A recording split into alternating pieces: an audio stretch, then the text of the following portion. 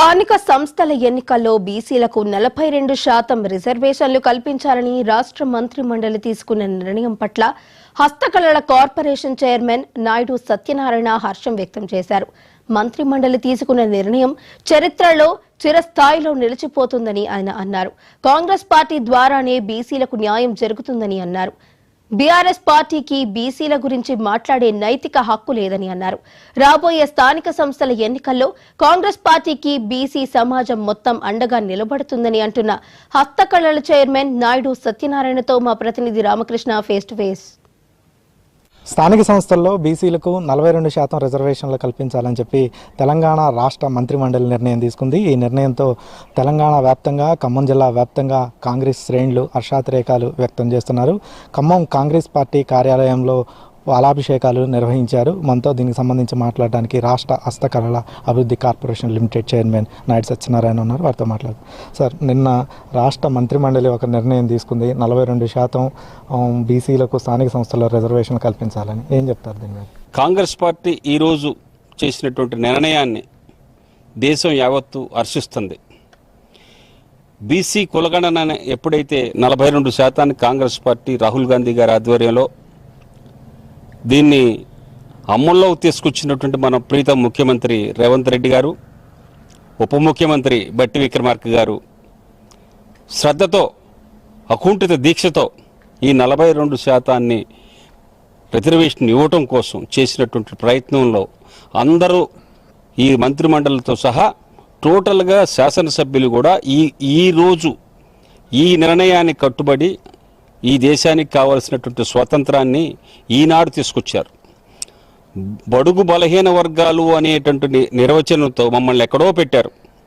ఇవాళ రాహుల్ గాంధీ గారు యొక్క కార్యక్రమంలో తీసుకున్నటువంటి భాగాన్ని దృష్టిలో పెట్టుకుంటే 42% రిజర్వేషన్ ఇవ్వడం సాధ్యపడుద్దా అని అంటుంది కవితమ్మ గారు. 50% మించకూడదని ఉన్నటువంటి ఆర్డర్ని తీసేసి మీరు ఎలా ఇస్తారు? ఎట్లా ఇస్తాము ఏమిటి అనేది కాదు, మనం పెడతామా లేదా అనేటువంటి ఆలోచనతోనే ఇవాళ కాంగ్రెస్ పార్టీ ముఖ్యంగా ఆలోచన చేస్తూ ఉంది.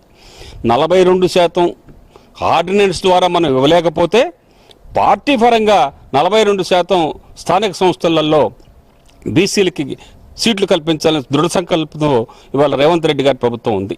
కాంగ్రెస్ పార్టీ పుట్టిందే బడుగు బలహీన వర్గాల కోసం. అలాంటి ప్రభుత్వాన్ని ఇవాళ మేమేదో చేయబట్టి వచ్చిందని కవితమ్మ గారు రంగులు పూసుకుంటుంది. కవితకి బీసీలకి సంబంధమే లేదు. అసలు ఆమూరండి చేయడానికి కాంగ్రెస్ పార్టీ కృతనిశ్చయంతో ఇక్కడి నుంచి రాహుల్ గాంధీ గారి పాదయాత్రలో ప్రతి ఊరు తిరిగి ప్రతి మనిషిని పలకరించి వారి దగ్గర నుంచి తీసుకున్నటువంటి ఇన్పుట్స్తోని ఈ దేశానికి బీసీలకు 42% రిజర్వేషన్ కావాలి అని వారు ఈ మా ప్రభుత్వాన్ని కూర్చోబెట్టి దీన్ని ఎట్లా అమలు చేద్దామని దాని మీద పెద్ద డిస్కషన్ పెట్టి రాహుల్ గాంధీ గారు స్వయంగా హైదరాబాద్ వచ్చి కూర్చొని దీని మీద ఒక ప్రత్యేకమైన ప్రణాళిక రూపొందించారు.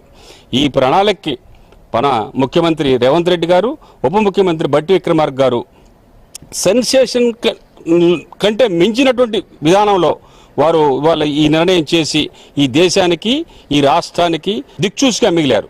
ఇలాంటి గొప్ప విషయాలు చేసినటువంటి వారిని ఆనందించడం పోయి నేనేదో తగునమ్మా చేసినని చెప్పేసి రంగులు పూసుకొని పూలకు తిరగడానికి మీ అయ్యా ఏం చేశాడు? 10 సంవత్సరాల నుంచి బీసీలు కనీసం పట్టించుకున్నాడు? అసలు బీసీలు అంటే ఎంత అసహ్యంగా చూశాడు.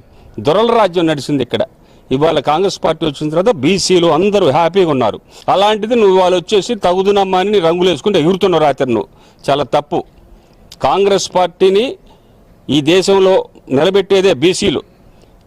బీసీలు బ్రతికున్నంత వరకు, ఈ సృష్టి ఉన్నంత వరకు రాహుల్ గాంధీ గారు కానీ, ముఖ్యమంత్రి రేవంత్ రెడ్డి గారు కానీ, ఉప ముఖ్యమంత్రి బట్టి విక్రమార్క గారు కానీ చరిత్రలో నిలిచిపోతారు. రేపు స్థానిక సంస్థల ఎన్నికల్లో బీసీలు కాంగ్రెస్ పార్టీకి అండగా ఉంటారు అనుకుంటున్నారు.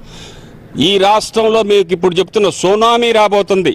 బీసీలకి 42% ఎప్పుడైతే రిజర్వేషన్ ఇవ్వడానికి సిద్ధంగా ఉందో, సిద్ధాంతపరంగా ఇవ్వలేకపోయినా పార్టీ పరంగా 42% ఇస్తామని ఎప్పుడైతే కాంగ్రెస్ పార్టీ నిర్ణయం తీసుకుందో, మీకు ఒక్కటే చెప్తున్నా, ఒక సునామీ వస్తుంది. చూడండి, గ్రామ పంచాయతీలు కానీ, జెడ్పీటీసీలు కానీ, ఎంపీటీసీలు కానీ, స్థానిక సంస్థల ఎన్నికలు మొత్తం కూడా ఒక సునామీ. వేరే పార్టీకి అవకాశాలే లేవు. 0.5% కూడా లేవు.